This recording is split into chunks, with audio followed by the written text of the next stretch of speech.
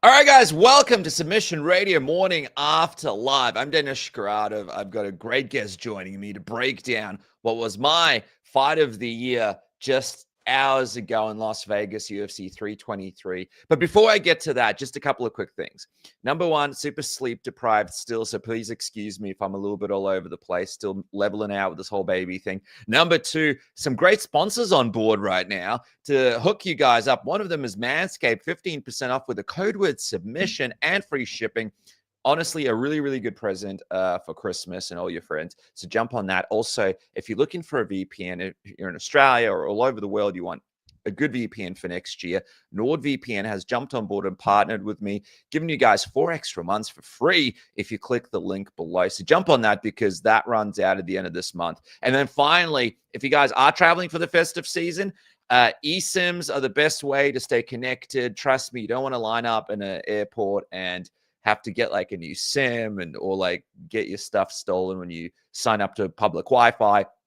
So Sally's come on board. You guys can get 15% off with the code word submission. They're actually owned by the same people as NordVPN. So you guys get things like threat protection, all sorts of VPN features as a part of this eSIM. So again, I know some of you guys get annoyed at me because there's a bunch of sponsors on here, but the sponsors make it possible for me to do the shows. And I think these are 3 key sponsors that you guys can really utilize this festive season. So jump on board and check them out for yourself. I've used them all, tested them all out, and they're my favorites. So make sure you check them out. All right, so we are about to kick off the show. I also want to shout out Submission Radio members in the chat. I also want to shout out old friends in the chat, people like Lazy Bed MMA who have just joined on. Sleeto is in the chat. I know we're gearing up for a massive, massive episode. There's so much to talk about. If you guys want to support the program, just comment, like, share. That helps. Click a link on the sponsorship. And I know it's hard to come by a few extra bucks during the festive season, but if you do want to support in other ways, you can donate or you can become a Submission Radio member. All that helps, even just a positive comment. All of it helps, even just watching it live right now. All of it helps. Now, I want to talk to you guys about a special guest joining me right now. You know him from the Main Card Minute. You know him from Morning Combat. He joins me here. We have so much to break down. Of course, we'll be taking all your questions. So super chats, get to the front of the line. That's, of course, another way you guys can help support the program. But without further ado, the one and only Long Island Luke. Dennis. Look at this. Is in the house.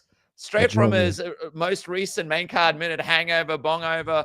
Luke, how are we feeling, man? Did you just rob a liquor store? What's going on? It's a somber day. I had to join in mourning. I had to join in black. I don't know if everyone heard, but, you know, he's still my boy. But Merab Dwalishvili, unfortunately, shout out JBR, dethroned last night. I mean, I've just been bumming around the house all day. I don't know what to do with myself, guys. But, yeah, it's good to be here, Dennis. Thanks for having me back, bro. I like your beanie there, by the way, JB. I just played radio. Those guys doing a big job over there.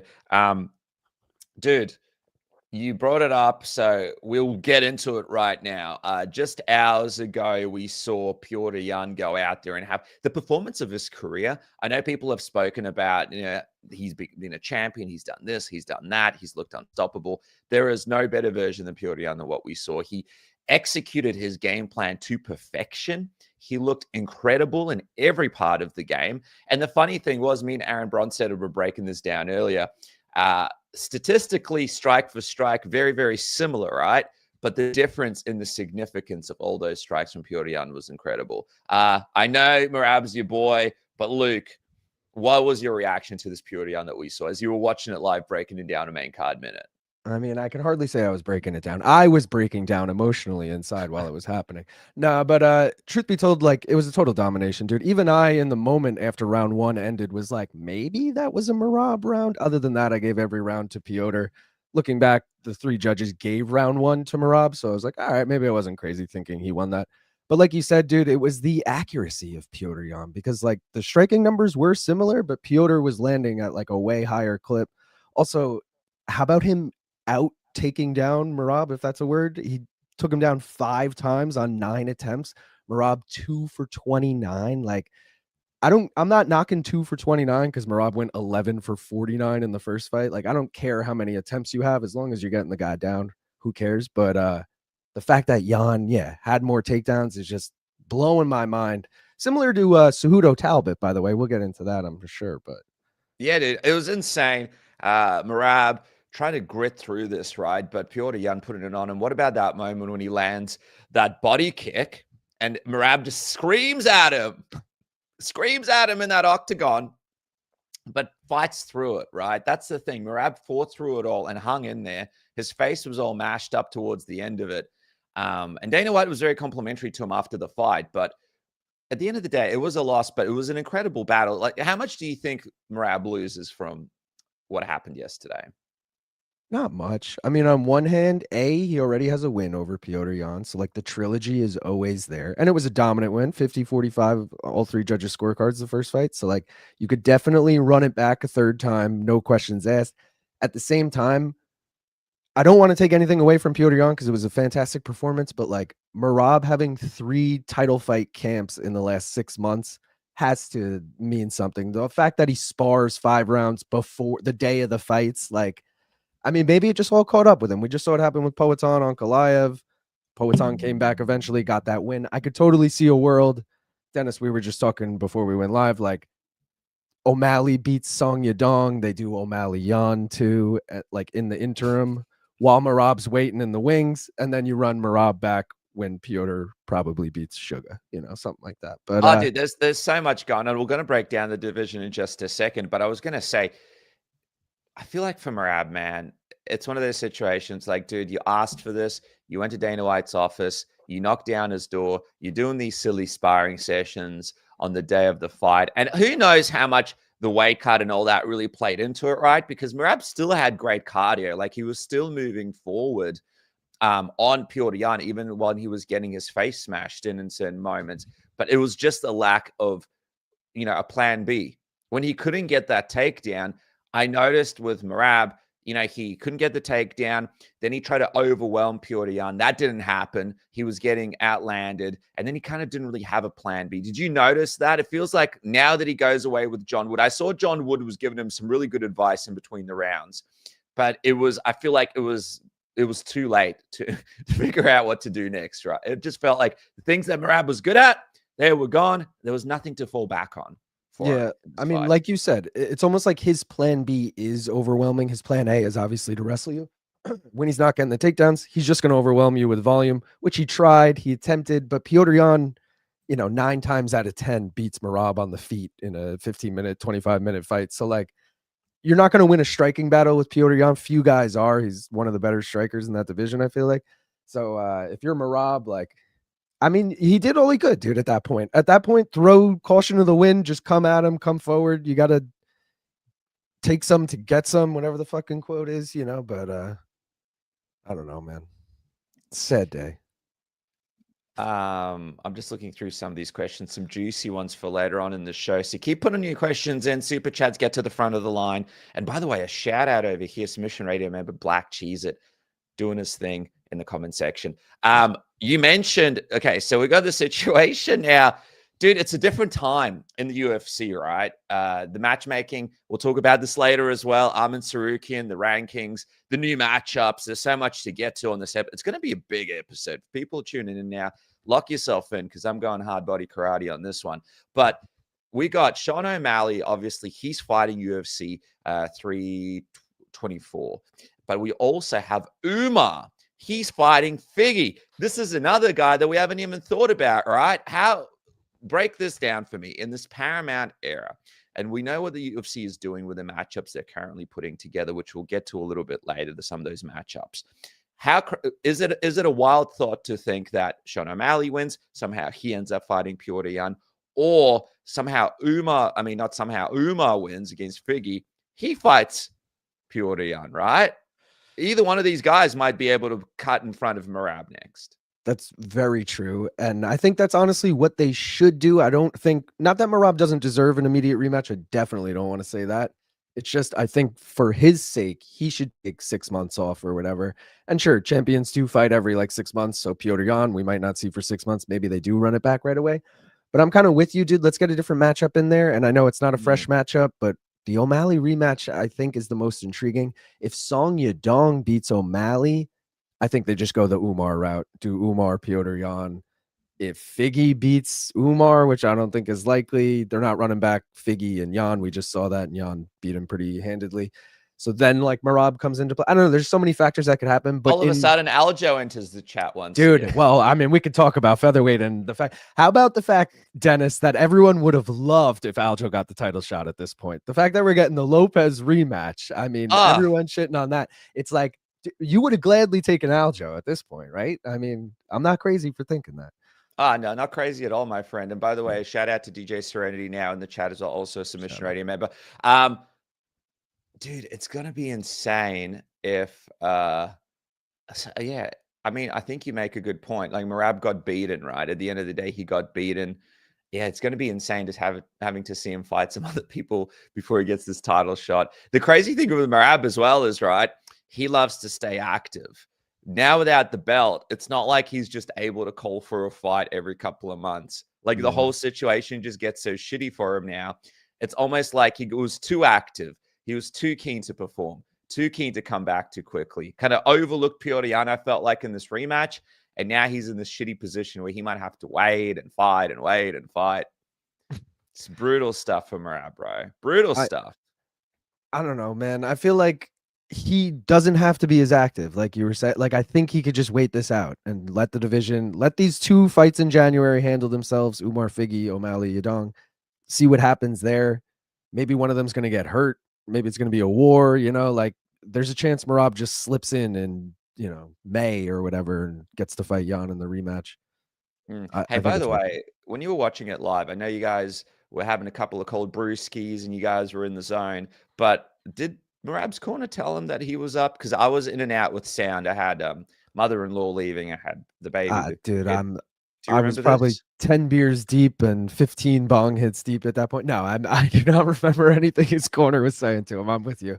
But Yeah, yeah. I if they remember did, John Wood that's trying to make sense of it, and I remember thinking, I like obviously Ray Longo, I like John Wood, I like Aljo, but I felt like there was a little bit too much chatter for me in the corner. Like I felt like this guy's saying this over here, this guy's saying this over here, and then John Wood gets like 3 seconds at the end. I would have preferred to them to have a bit more structure because I feel like Merab struggles to concentrate in the best of it. days, and I feel like John Wood just kept saying the same thing to him and it wouldn't really register to Merab, right? Where he's like, True. try to set up the takedown, try to do this, try to do that, go to his body. He kept saying go to Petr body. Obviously, Petr had that high peekaboo guard, boxing guard. His body was all open. I just feel like it just didn't really register for Merab. And I mean, again, you having a fight like that, it's hard to take it in. But then I felt Aljo was behind the cage saying something. Yelling shit, It Longo. was a Yeah, little bit of a mess, a little bit of a mess for me, to be honest with you. but that's one of those situations where he almost has like a super team in his corner, and it's not Mm, necessarily like you go to ATT, they have like the wrestling guy, the striking guy, the whatever guy. Like you mm. kind of have that core. This is like as again a super team. You got Ray Longo from this gym, you got John Wood from this gym, you got Aljo, who trains at both of those gyms. But either way, it's kind of not a cohesive team vibe, if you know what I mean. Oh my In God, I all due love this. respect. I love this comment here from, by the way, Michael Easter. Thanks for watching. But if you're in MMA media, isn't doing bong hits No, negligent on the job? It's it, just like, I get so many messages like this sometimes. It's like, you guys understand that we're doing like a podcast from our, from our, like a room our in our house. house. Yeah. Like, what are we talking about here? I get sometimes people like, as a journalist, but it's like, I'm Yeah, not a yeah, yeah. journalist, bro. Like, I'm interviewing guy. Like, I try to do the best job I can, but let's be realistic here. Yeah. Main card minute, people tune in because you guys have fun and a couple of brewskis. I just think We people need like to to let relax. loose. I mean, Yeah. that I said that last night. I said that's the best part about being my own boss is I can drink beers on the job and smoke weed on the job, and that's what's fun I about I saw there was a good question here as well from our boy Meat Rocket. He it. Shout wants out to me, Rock. know, okay, which version you guys, nobody beats this version of Piotr. What do you think, man? This version of Piotr, who do you think beats him? It's kind of hard. It's kind of crazy, right? Because this Petr that we saw, I'm thinking like Sean O'Malley rematch, and obviously that was a strangely kind of scored fight, very close. But I see Petr winning that after the performance we just saw. But then Umar's pretty interesting to me. I don't know who wins. Like, who do you think gives him the hardest fight out of these potential contenders? Or is It's it got to Merab again? It's got to be Umar, and I feel like people have been saying this even with when Merab was champion, all of 12 hours ago, when we were like, his toughest challenge, even though he already beat Umar, is the Umar rematch. Like, oh, let's see it run it. Like, that's clearly the toughest guy in the division who wasn't the champion. So that's going to be the toughest fight for anyone in the division, including Petr Yan. But yeah, I would put those two 1A, 1B, Merab rematch with enough time given off, and Umar over Yan. I think I would favor both of them over Yan. If they ran it back today, I think Merab is still the favorite. Granted, way slighter. He was like minus 400 this time, probably be like minus 150 or something, but he's still got to be the favorite. I did, yeah. It would be interesting, actually, odds wise. Yeah, right. Like, dude, the odds people had a bit of a rough night last night. We'll talk about some of the other stuff that happened. Yeah. And by the way, shout out to Alex, Submission Radio member. Okay, so we've got, and I saw that Petr Yan, by the way, because I speak Russian. He was sort of talking to media, and he said that after the fight, Merab had to fight a bunch. He had to fight a bunch of times before he fought Merab. So why doesn't Merab have to fight before he gets to the title? And I do have to say, I'm old school in the sense that I like, if a champion loses and it's a dominant loss, I like them having to fight again. I don't like immediate title rematches. I've never liked immediate title rematches. I've always thought they were bullshit. If it's something ridiculous, like a really, really big fight, like the co-main event. Yeah, like like Pantoja Van, like that to me needs an immediate rematch. If Pantoja like the co-main event, for sure. Yeah, man. like we're gonna cover that in just a sec. But I will say that, dude, yeah, Petr Yan, all power to him. And by the way, he has had we've been critical of him, right? Slow starter. What is he doing? Why is he just standing there? What's wrong with this guy? Where is the Petr Yan of old? Like, he's got it all. Even in that Court McGee win, not like he went out there and it was just like destroyed him, right? It was just like, was it Court McGee? Sorry, it was Marcus McGee. Marcus McGee. Sorry, the Marcus McGee win. Court McGee, welterweight. No beating that guy. That guy's tough as nails. But even in that fight, there was, and even John Wood, I was like, what did you think of that win? He's like, and so crazy, dude. It's just crazy. That's why we love this sport, though, because you never know what's going to happen. Let's just quickly talk about the co-main event. You just mentioned it, Pantoja going out there and just an absolute nightmare, right? This is the guy. This is the champion. He's the guy of the division, and then it's the worst way to lose. I mean, it's worse to get beaten up, but the worst way to lose a belt, I think, and gain a belt for Josh Van happened.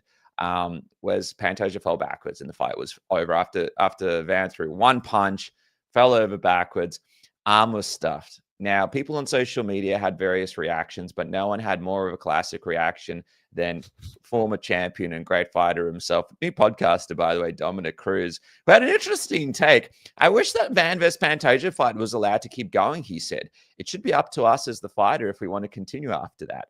We put the time in the training camp in the situation. People dislocate their arms and put it back in place and keep fighting all the time.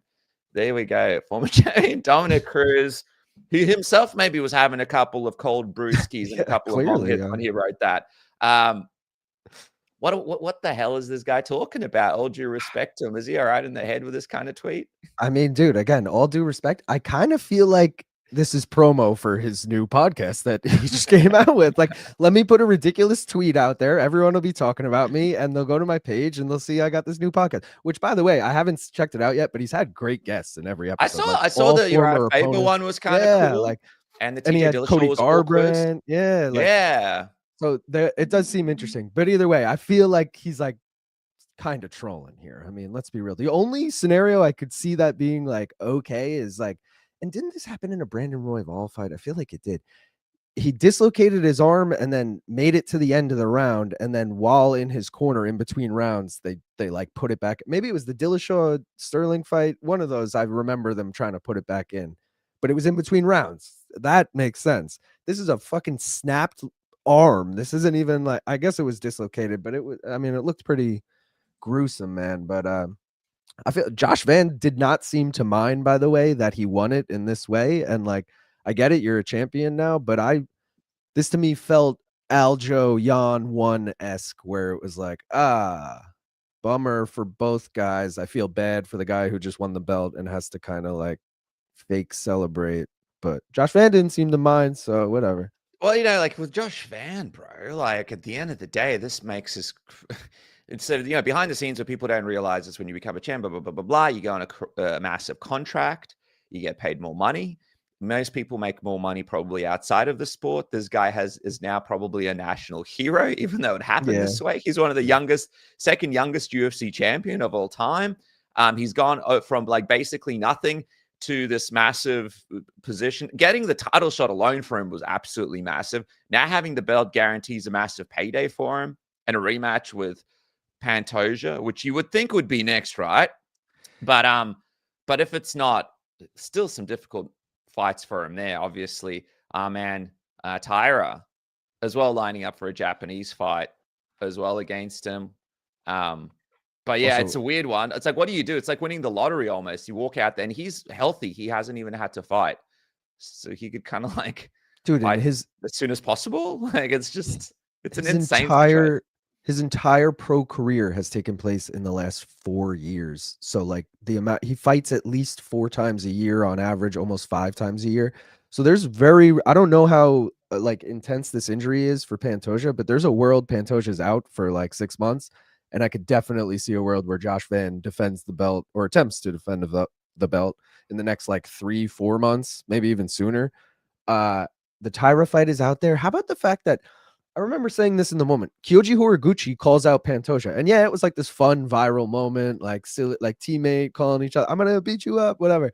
Great. But like, I remember thinking in the moment, why are you calling out your teammate when you didn't even need to? Because your teammate's booked. You could have just said, I'll take the winner of that fight. I guess it was like, oh, let me do this funny moment. But now in hindsight, it's like, bro, you didn't even need to call out Pantoja. You could have just said, I'll take the winner and fought Josh Van now, like Horiguchi Van. I mean, that's true. Actually, did he even know that Pantoja was fighting? Like, what was going on? It's like, they train like every day together. He's just like he already thought he's like Pantoja's beating him. No point. That's exactly what I mentioned. Yeah. Well, by the way, here Kira Horiguchi, boom, there's a great fight there as well. And we're talking about Japan. Like, do you think he overtakes Taira as the fight? But because Horiguchi is a little bit older, like we didn't have him for as long. Do we just do that fight? We're thinking about Japanese market, no doubt about it. He's way bigger over there. Face have risen there for a while. Also, like Taira, still so young. Top of my head, like 25, I think. So like you said, Kyoji getting up there in age. Let's just do him first. Also, Manel Kopp taking on Brandon Royval. Like there's a chance Manel Kopp wins, and now he's kind of entering the picture. And I think that because Royval beat Taira, that's still somewhat lingering. I know he's won 2 in a row now, but like, I don't know if people are so gung-ho about Flyweight's pretty shallow, but I don't know if people are as gung-ho on send him to the title as much as let's just get Kyoji in there and have that fight, see what happens.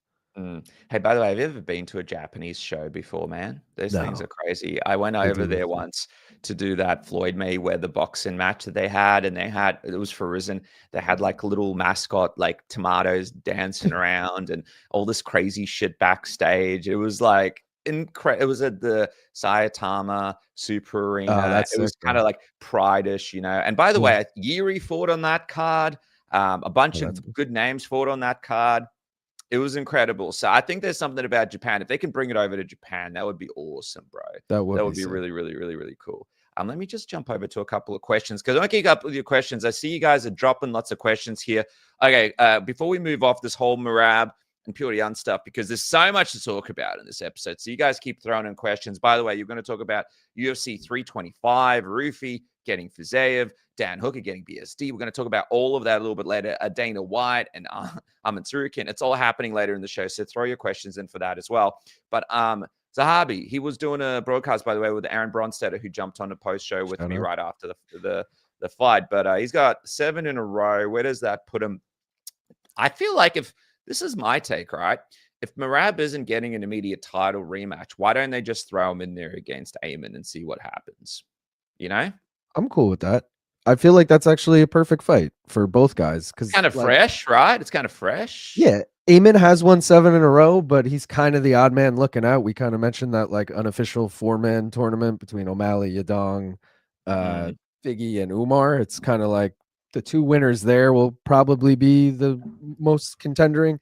Zahabi versus Merab, I'm with it. I don't give Zahabi much a chance in it, but good bounce back from Merab. I'll take it. You know, with Zahabi though, it's like I feel like people don't love him. I think that comes from this whole Jose Aldo thing. No one wanted to see that fight.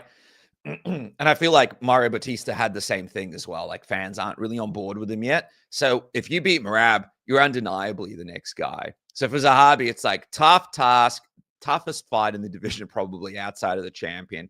You can do it, gets you right where you need to go, but you're also like 37 years old or something like that. Yeah. So how much time do you have? You got to hurry up because if you got O'Malley, you got Umar, all sorts of things. You might not. And then Merab's probably back in there. You're probably in that Arman Tsarukyan not fighting for a title for the next 25 years territory. So I'd like to see bookers make a thing who's least likely to fight for a title, Zahabi or Arman. But guys are I think it's Arman at this point, sadly. Listen, who's more likely to fight for a title, you or me or Arman? You or me? Yeah. Okay, quick one on Merab here. Merab was saying from our buddy Meat Rocket 6979. Merab was saying he tried to make the fight exciting, implying he kept it standing on purpose. Do you think that's true? I think that Merab was trying to assert dominance over Petr and get some momentum going because he's a momentum fighter.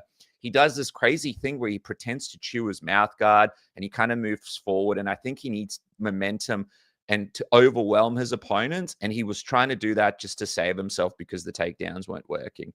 I don't necessarily think, because what was he going to do, right, Luke? If he wasn't going to stand and move forward, what was he going to do? Move backwards and die from Petr? Like Petr was throwing bombs at him. If he moved back against that cage, it would have been a nightmare for Merab. I don't think you could have survived that fight.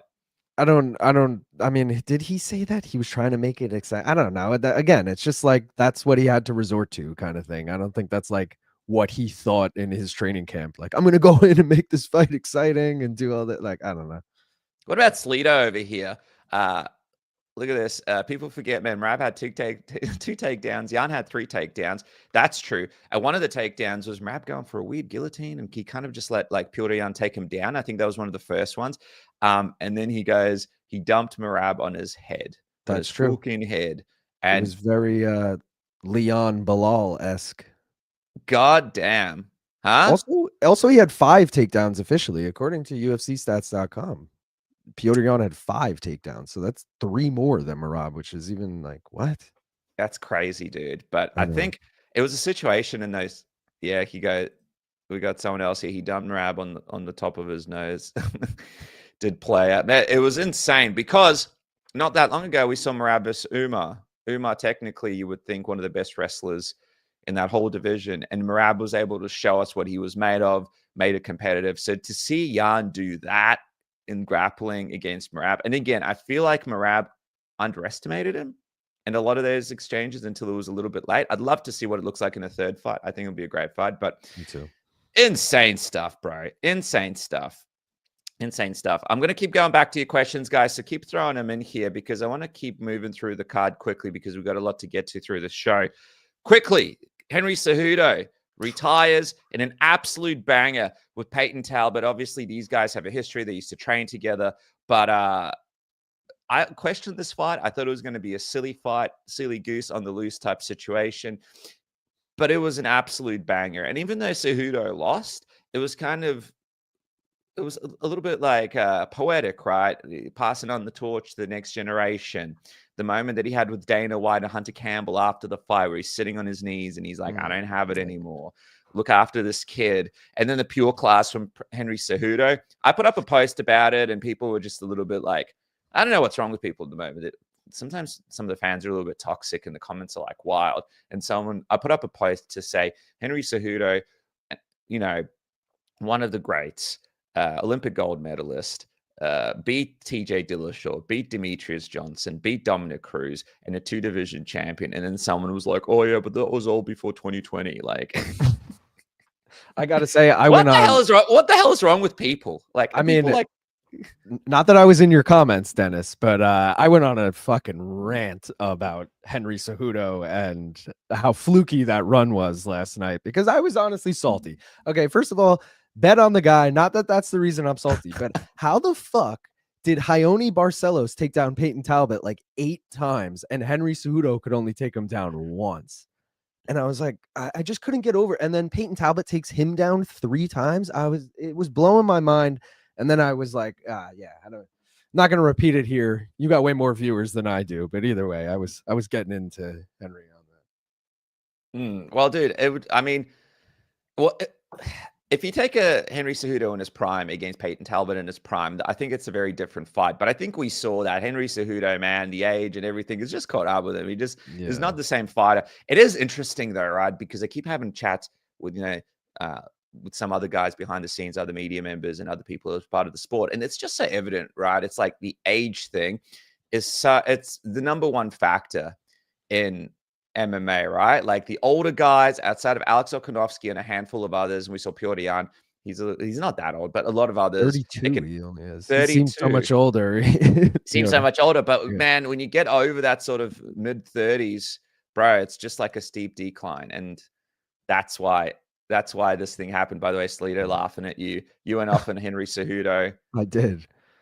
I was getting into it, dude, because I mean, you want to again the split decision to Demetrius. He probably lost that fight. Then he fights the EPO list or the EPO full, but lifeless TJ, who just one punch is done, and then he beats Dom Cruz, who hadn't fought in 4 years. I mean, Dom Cruz, solid guy, solid win, but 4-year layoff. It's gonna affect anyone. I don't know, man. Then he he beat Marlon Moraes too, like sick. Marlon Moraes been knocked out in like 8 straight fights. And then, he fucking, I'll tell you what, man, people with Peyton Talbott jokes in the comment section. Lazy bed Talbott has filled the vast ocean of a gaping hole he had in his grappling. Very good. But dude, no doubt about it. He looked like a different fighter. We're going into Paramount here. The UFC is just matching up anyone with anyone. It's the wild, wild west. He couldn't be in a better position right now, could he? Going into Paramount next year.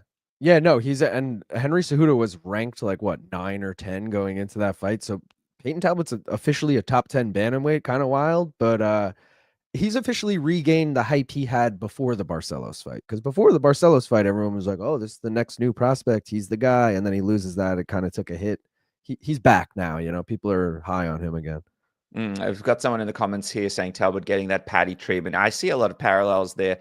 Talbot, Paddy, Sean O'Malley. I feel like they're going to cook him slow, but put him in at the right spot for, the younger demo or whatever.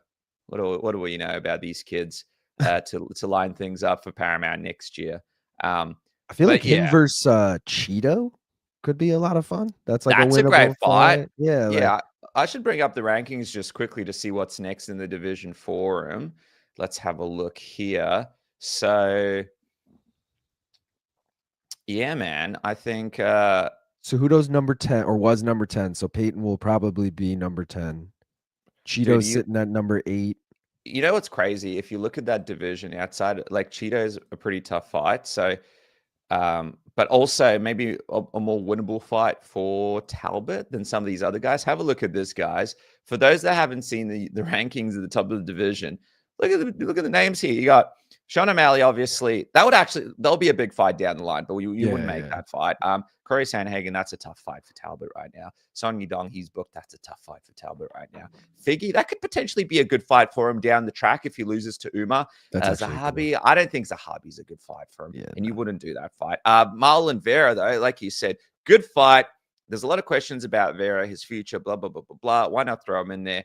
You have Batista there, but I feel like Batista's like one of those tough fights as well. Yeah, nothing to gain there. Nothing to gain there. So you continue kind of a little bit of a retirement tour, go up against Marlon Vera. And I think for Cheeto as well, he'd probably love a chance to take Talbot out like he did with Sean O'Malley back. The only other fight I like in there is Rob Font, but I don't know if the UFC and or Peyton Talbot is going to want to now fight down because Font's technically number 12. But like I feel like Rob Font is always that solid like veteran test for a young up and comer. Like, are you good enough? Can you beat Rob Font? Keep throwing your questions in. I've got a couple. Oh, by the way, Lazy Bed wants to shout out the beanie. Great beanie. LL, it looks warm. Aussie, JBR. Okay, check out the Just Bleed radio range. Check that out. Make sure to subscribe to the boys. They work hard and they do a good job. I don't know what this means. Luke, is Gaff still sore from the triple C? So I was shitting my co-host on the watch along, my buddy Gaff. I was Oh yeah. I think he's ranked under me in the he is, prop yes, quiz, even though I got screwed, but that's okay. he I was shitting on Triple C, and then I walked away to like go get beer or something. And when I came back, he was like sitting there like praising, and I was like, are you talking about Henry Cejudo right now?" And then the whole chat kind of got on him and was like, "Wow, Gaff was glazing the shit out of Cejudo and all this shit." So, Dude, shout out John I'll Ray. I'll tell you, man. I really enjoyed the card yesterday. One of the fights that was a little bit crazy was, what about Jan Blachowicz getting a majority draw? I mean, this is the thing, right? That the criticism with the Jan fights is these days it's hard to beat him. It's hard to beat him looking good against him, and we get these weird situations with him where it goes to these like majority draws or this or that, or we're not quite sure who won. But he, at the same time, how the hell is he still fighting? I mean, dude, 42 years. I guess it's like, I mean, it's light Taking heavyweight. damage, that damage. He took damage. Yeah, He's 42. He doesn't look like the same fighter, obviously. Physically, he's not quite there. But man, he took a beating in some parts of that fight in order to come back and get that majority draw. A part of me was almost like, dude, I think it would be great if you could just retire. Yeah.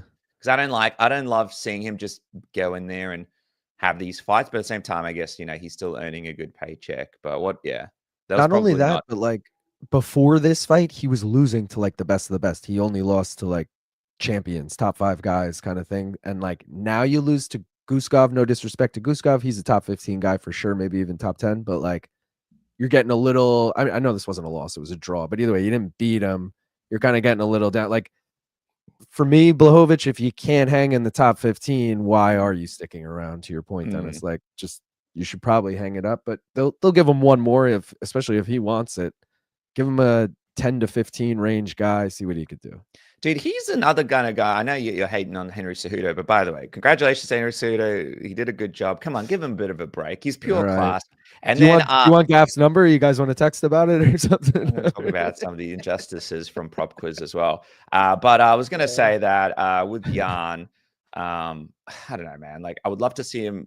He was a tough fighter. He still puts in a great fight, but I'd love to see him while he's still got something left. You just hate to see these guys. I often run into them at fight shows or whatever, and it's like a couple of years after they've retired, and they're obviously not the same. Like, they can't speak as well, or they can't walk, all sorts of stuff. I see it all the time. It's just the decline is so quick for these guys, and I really do think that an early retirement for a lot of these guys, especially if you've made the money and if you achieved what you kind of have achieved, it's probably a good idea. But anyway, hopefully he gets something. Like you said, anything can happen. I had someone here in the comments. Look at this, Kevin from Chicago. Convinced Jan would take Tom Aspinall to a split decision. By the way, old school Jan, who beat Izzy Adesanya and was a real menace. I reckon he could have given John Jones a really good fight back in the day in his prime. He could have given a bunch of people a really good fight back in his prime. I don't know about Tom Aspinall, but he's hard to look good against. If he had 3 years ago, like right after losing the belt, or I don't know if it was 3 years ago, roughly, had been like, yo, I'm going up to heavyweight, I would have been like, genius idea. And maybe we would have seen that fight. But I feel like at 42, yeah, you could go up to heavyweight, but I don't know. I don't want to. Lazy bear, despite the current states, I think Blachowicz and Vettori, by the way, Vettori fought and lost as well, right? Could still find success in paydays in the PFL. I think Lazy Bed's right, man. You could throw Jan in there against Corey, Anderson, right? He's in the They've PFL fought still. before twice, I believe. I think they're 1-1, or Blachowicz definitely knocked him out the more recent time they fought. I think it was Corey's last fight in the UFC. Yeah, maybe get him in there. You could probably get him into karate combat. By the way, what a mess that was. Did you see that? Oh my God. Well, wait, karate combat starting 5 hours later or whatever, or did you see, the refereeing in that Sam Alvey fight? Absolutely. As Dana White said, that's fucking illegal. Incredibly bad reffing where Sam Alvey, I'm not even going to play it because it's just ridiculous, is fighting a guy that's already Sam Alvey. What was he, a middleweight in the UFC, something like that? I don't remember. Middle, and maybe he had some at light heavy, but definitely a middleweight from Virginia. And I remember, covering some of those fights he fought in Adelaide, fought all over the place. One of the nicest guys, travels around with his family. I think his wife was like on Top Model or something. Really cool chick. But the guy is not a big middleweight. Just for people who don't realize, like, he's not a big middleweight. So he's doing karate combat a favor. he's kind of the face of their division. And then they put him up against this absolute monster. And I just feel like, all right, you're putting him up against this guy who's obviously way too big for him. Doesn't really make sense why you guys are doing this fight. And then at the end of the day, to get this referee who's basically keeping the fight going until he gets absolutely knocked out cold after all the battles that he's had. Dude, it was absolutely brutal. Let me just have a look here. Sam Alvey is 39 years old. And I don't know. 8 straight winless fights in the UFC, or 9 maybe. I think he went 0-4, then had a draw, and then went 0-4. And I don't know how he was still employed, but you know. Yeah, he did. Yeah, he lost to I was a Little Nog, Jimmy Crute. He lost to Jimmy Crute. Yeah, Ryan Spann, and then he won. He lost all those fights, and then he beat Rashad Evans in a split decision. Yes. It's pretty crazy. I think that was Rashad's last fight, though. I remember Rashad actually lost to Dan Kelly from here in Melbourne as well. Yep, I remember. Yeah, he beat Shout out Daniel Kelly. Yeah, dude, his gym's just up the road. Oh yeah, up the road. Actually, not up the road, about an hour away. But the guy's an absolute legend. I can't believe he fought. He had, his knees didn't work. He had it all strapped up. So much respect. But anyway, it was brutal stuff. I know that the president, Dana Brown or whatever, went on there and said that they don't choose the referees, which they don't. But I just think, man, it was a silly fight to make. They should have just showcased Sam Alvey and made the most of the fact that he's kind of the face of the thing. I think the whole thing was silly. Karate Combat's an interesting one. But again, yeah, you could put Jan Blachowicz and stuff in there. True. For sure. By the way, Macy Barber, we got someone in the comment section. Macy Barber looked good. Do they go back to Kareem Silva next? What does that mean? Yeah, what does that mean? I mean, they're not running that fight back. Macy, Macy. Also, Karine should have been deducted points. Does Aaron versus Macy happen now? The Macy won the fight. Well, who's Aaron? Isn't Aaron fighting soon? Am I making that up? Let's have a look. Aaron. Or should just beat Tracy. Maybe I just. Anyway, what did you think of her performance? She looked good, dude. And I think her biggest battle was the scale. I know last time she weighed in, but then, didn't walk out or whatever, but I believe she missed weight for that fight. As soon as I saw her weigh in and look okay, walking to the scale, whatever, walking away, I was like, all right, I feel confident. And then Karine Silva, dude, her takedown defense is bad. Going into that fight, it was 9%. That's probably the worst I've ever actually seen. And besides 0. And I just felt like Macy was going to have her way with her, and she kind of did. Again, Karine threw a couple illegal up kicks. Macy's got some vicious ground and pound too. For especially all the women's fighters, she's probably got the most vicious ground and pound. Really fun to watch. Karine Silva also fun to watch, but that wasn't a good performance from her. But shout out Macy for getting the dub. Cosmo, why would Aaron want to fight backwards again? Is there even a ranking anymore, Cosmo? Yeah, it's just all right. Is there even a ranking anymore? I feel like Macy Barber, even with everything that she's been through, is probably one of the people with a bigger name value in that division that you can potentially fight and beat. I don't know. Well, she's ranked number 5. Erin Blanchfield's ranked number 4. You got Grasso, Silva, and Furo ahead of that. But you could make an argument that rankings don't really even matter because we're about to talk about that, right? Unless they give Erin the next title shot, there's no one else for Erin to even fight there. She already lost to Furo. Natalia Silva's fighting Rose. You can fight Grasso, but I don't know. Barber and Grasso already fought. I don't know. Division's kind of a shit show right now. Yeah, I know. Kevin from Chicago going, this guy disrespected Cejudo and the disrespected. Yeah, no one's disrespecting anyone. Great champions. They're both amazing. I can disrespect Jan. I love Jan Blachowicz. I know. This always happens in the comment sections these days. I notice in the videos, it's this guy said this. He hates this. Come on, brother.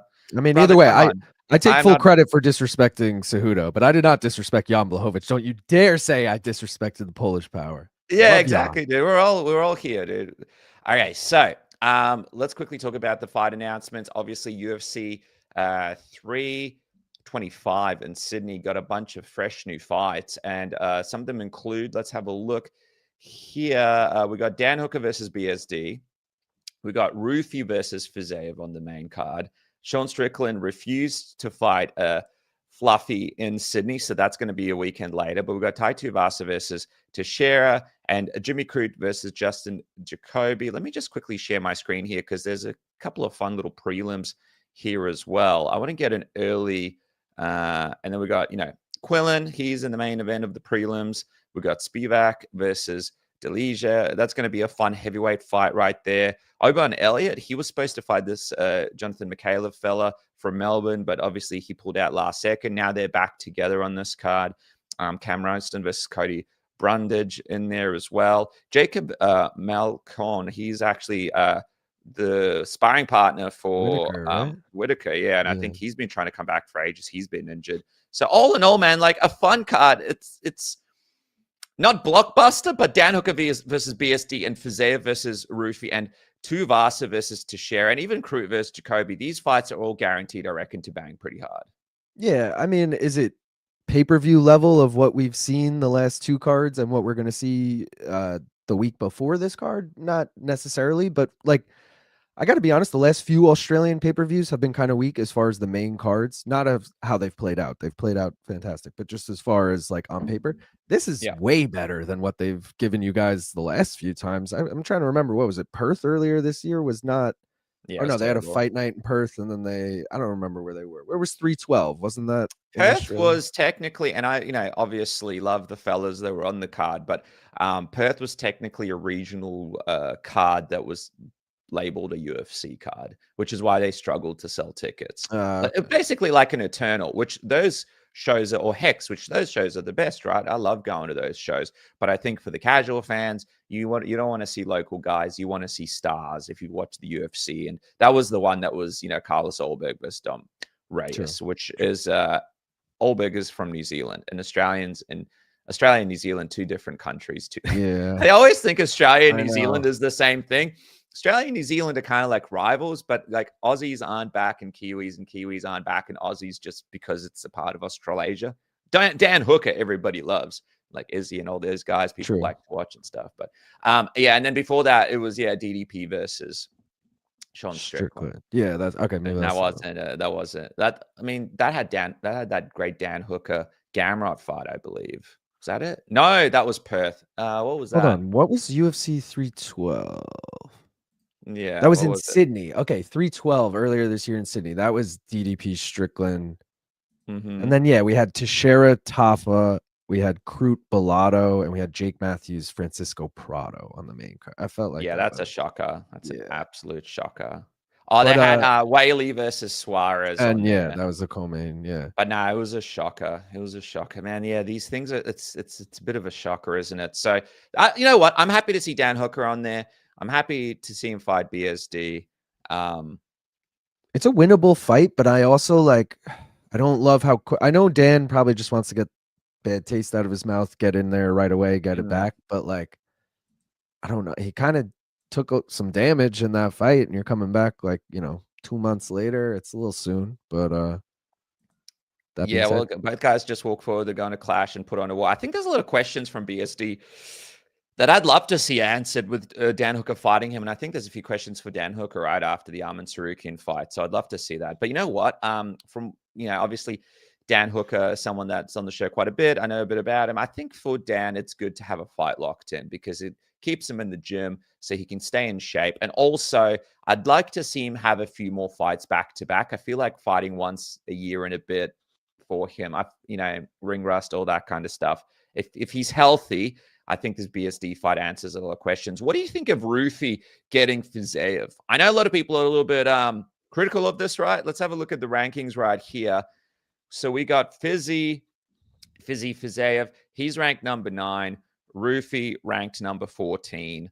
But it's an exciting fight. We're going into the Paramount era, and I think I can forgive it because it's going to answer a lot of questions. But at the same time, do you think that Rufi's deserving of a Fiziev fight? I'm fine with the ranking merity of it, getting to fight number 9 coming off a loss.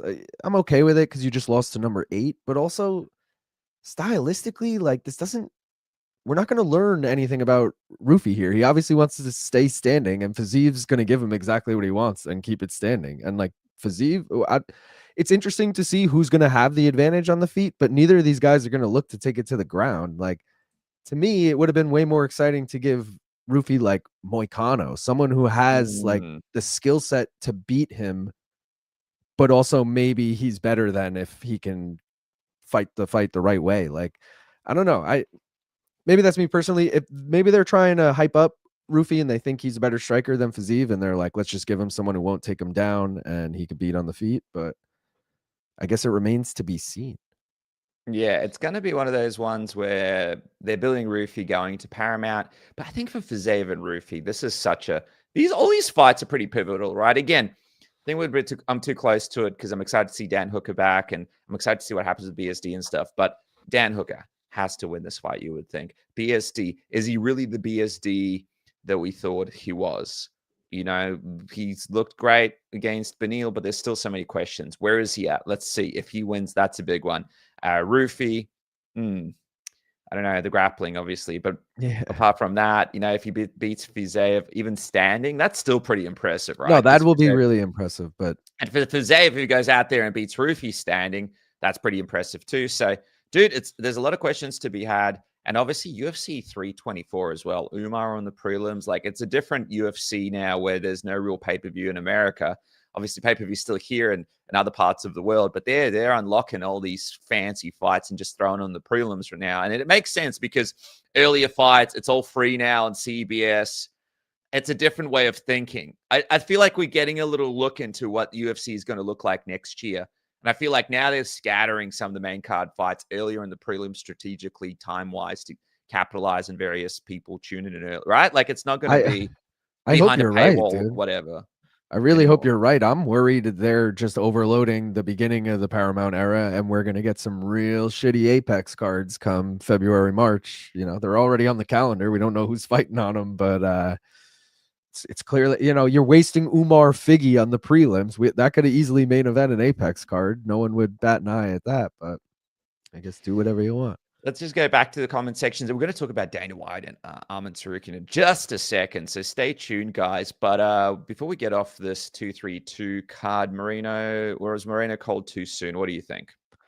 I don't remember in the moment thinking it was called too soon. I just remember it kind of coming out of nowhere, almost like, oh, wait, it's over. But I don't think in the moment I had any issue with it, so I'm not gonna kind of go back on that now. But surprising, I'll say. I thought Moreno probably won round one, and then to just fucking get caught in round two. I thought he was gonna lock up that triangle too, dude. I was like, oh shit, he's gonna sub Tyra. Let's go. But yeah, it was disappointing.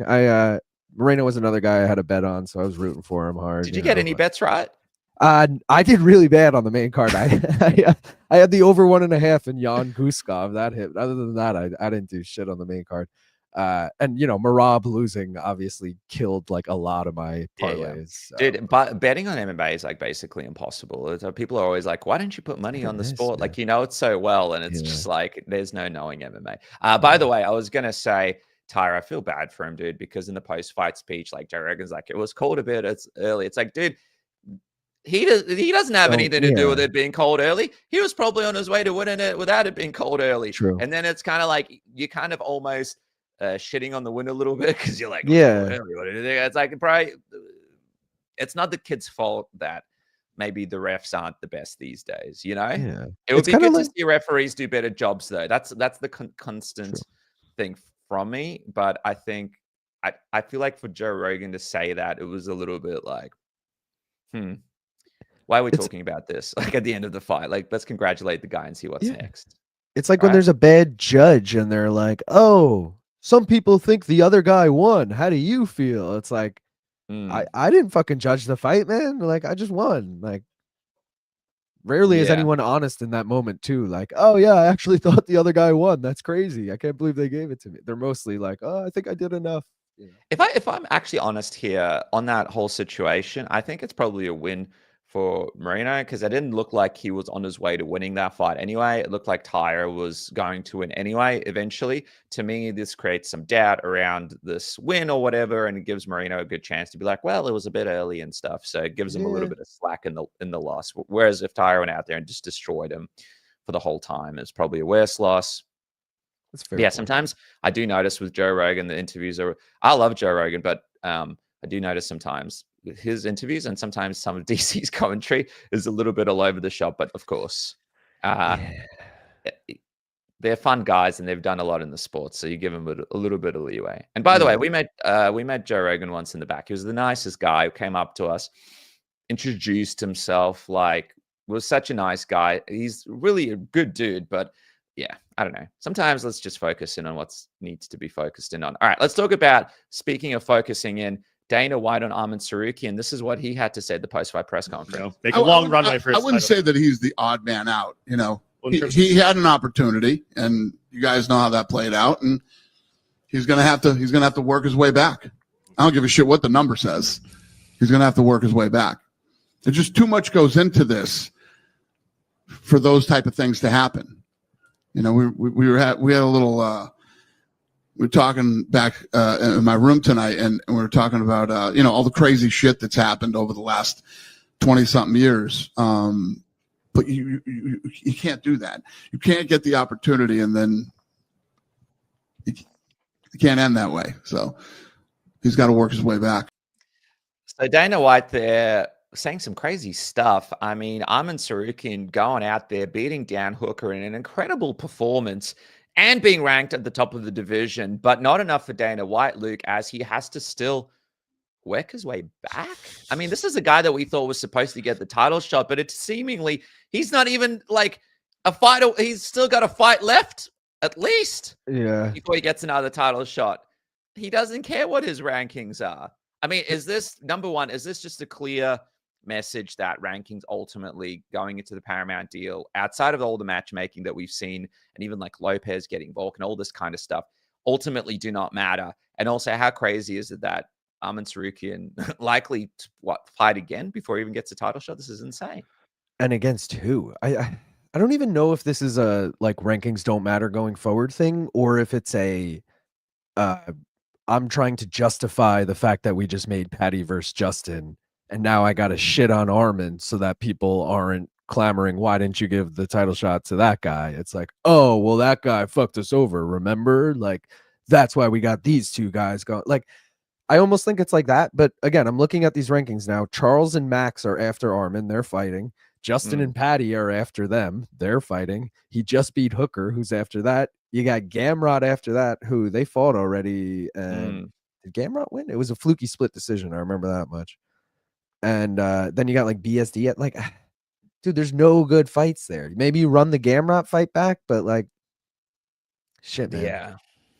I mean, this is going to be a situation, I guess, where, because I was going to say you wait till see who wins between Justin Gaethje and Paddy Pimblett, but then it's like the loser fights Arman Tsarukyan. I don't really get it. I think what fuels it as well is we've got a situation here. And by the way, I think Justin Gaethje is deserving to be a part of this interim title fight. I just feel like Paddy Pimblett isn't deserving to be a part of this interim title fight, although I understand what they're doing, and I do like Paddy Pimblett and the excitement and energy that he brings into this octagon. Also, I think it's going to be an exciting fight.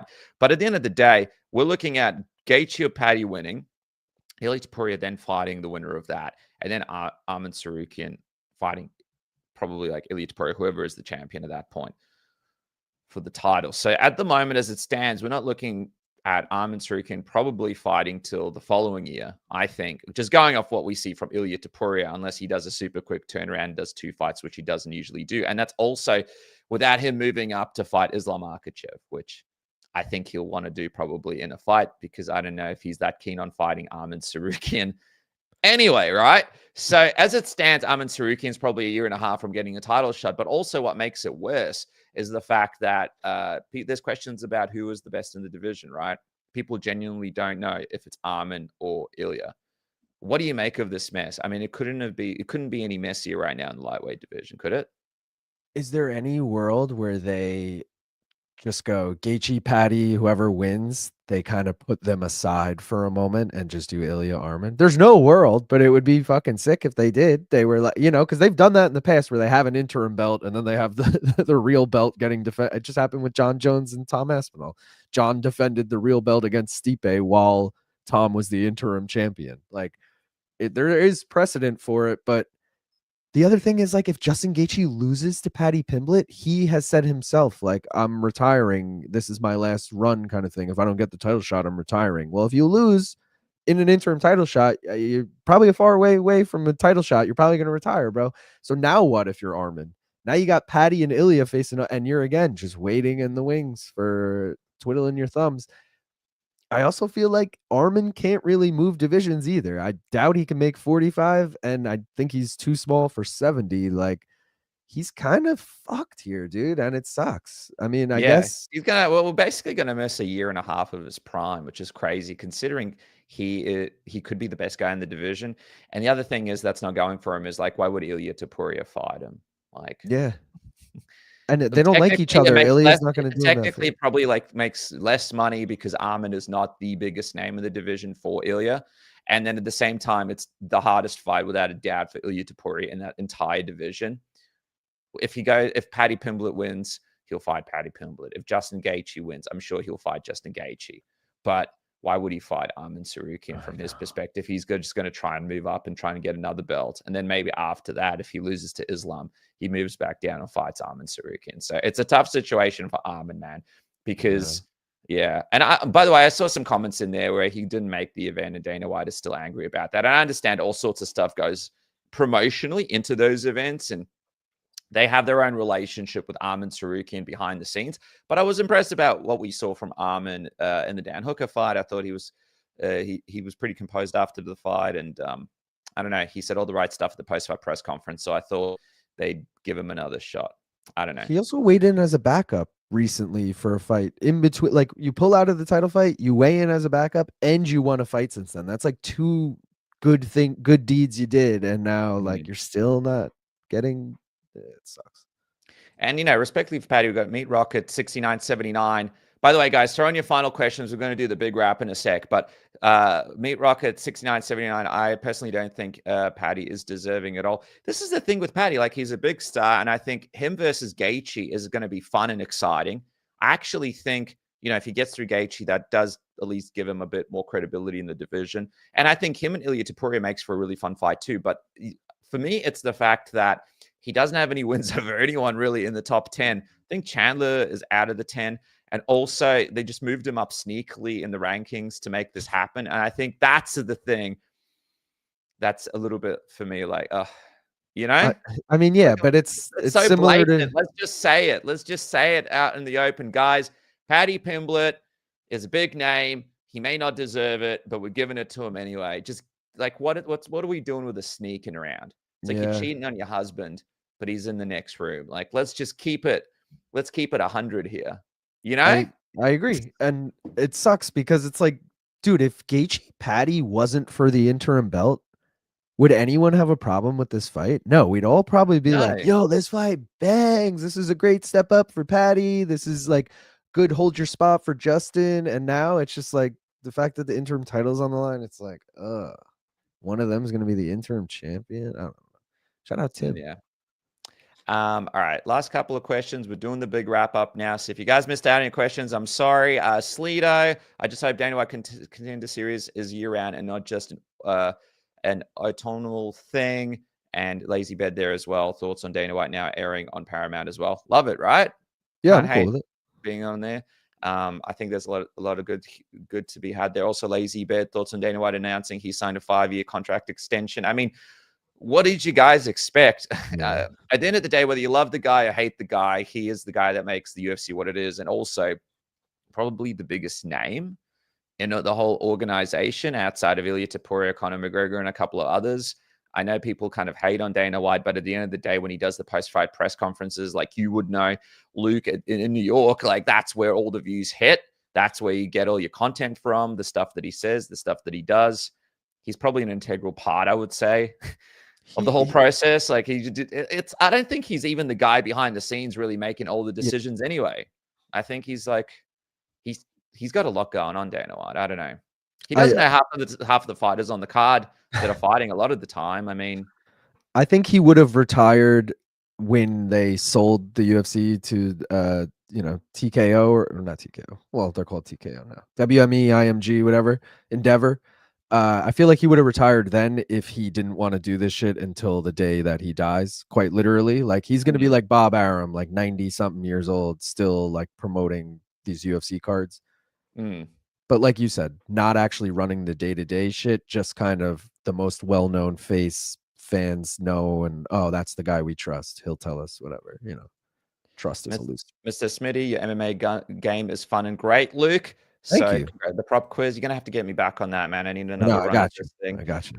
Someone in the section, I had to save this one. I think I'm cute and sexy, and now I'm sexy. Good, man. Good. We got a Russian one. Denis, вы говорите по-русски? Yeah, Dennis, do you speak Russian? I do. We're just firing through these. What Islam did to Jack Della was the most impressive thing of the year. Okay, so who's the what's the most impressive win here for you so far of the year?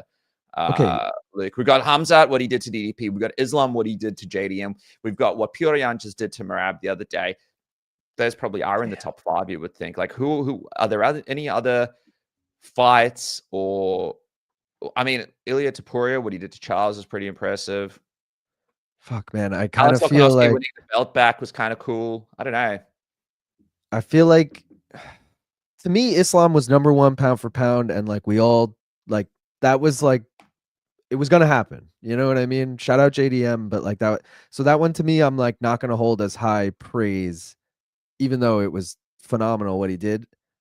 And I feel like, fuck, man, I always pick the most recent fight, but like I feel like Petr over Merab is actually the most impressive singular win of the year. If you guys haven't had a chance to watch it, please just go back and figure out how to watch it, because I think it's a great fight to watch. If you're a true fan, you're going to love it. And you should watch it back now, Luke, that you've been able to reconcile your feelings and everything. What about Yuri beating Jamal and Khalil? That was also impressive too, right? Yuri having I got a question for you, Dennis. So going into this, we were all like, if Merab wins, he's unanimous fighter of the year. The other argument was Islam winning the second belt makes him runner-up for fighter of the year.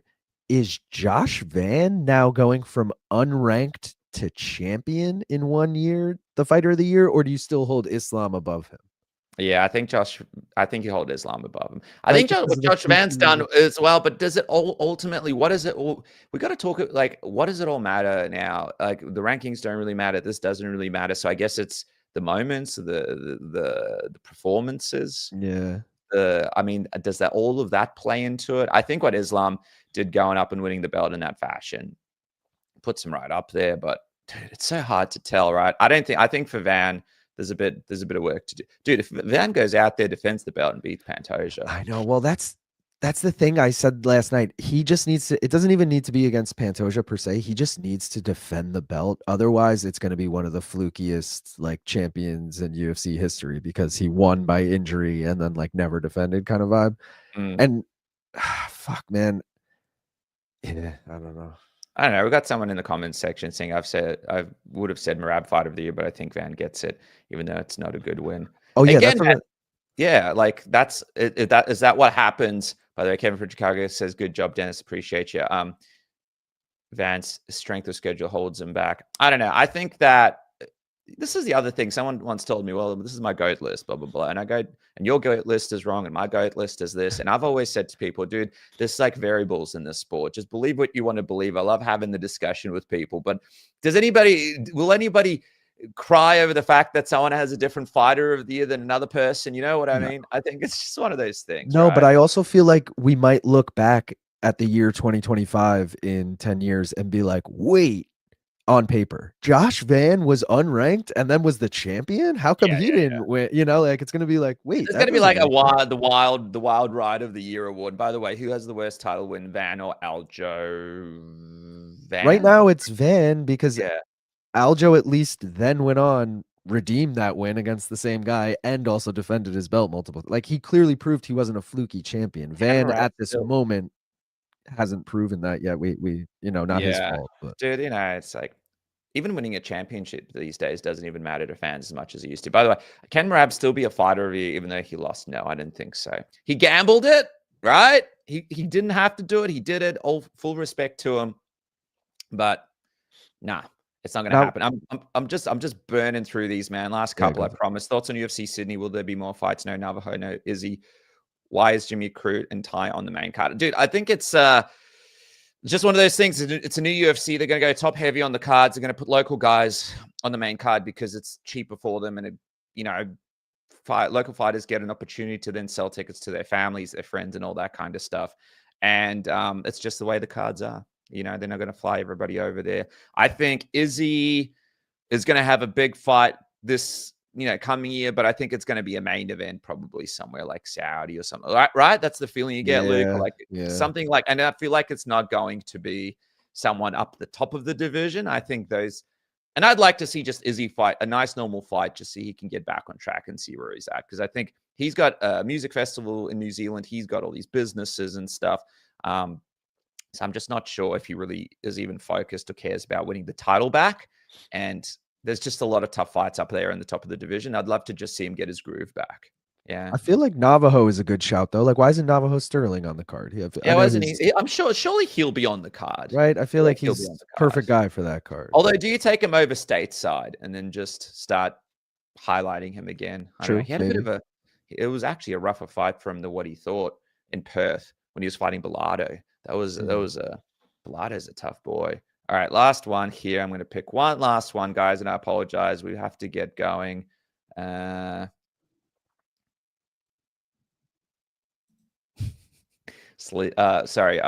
eyes. Paddy grew 3 sizes since that Jared Gordon fight.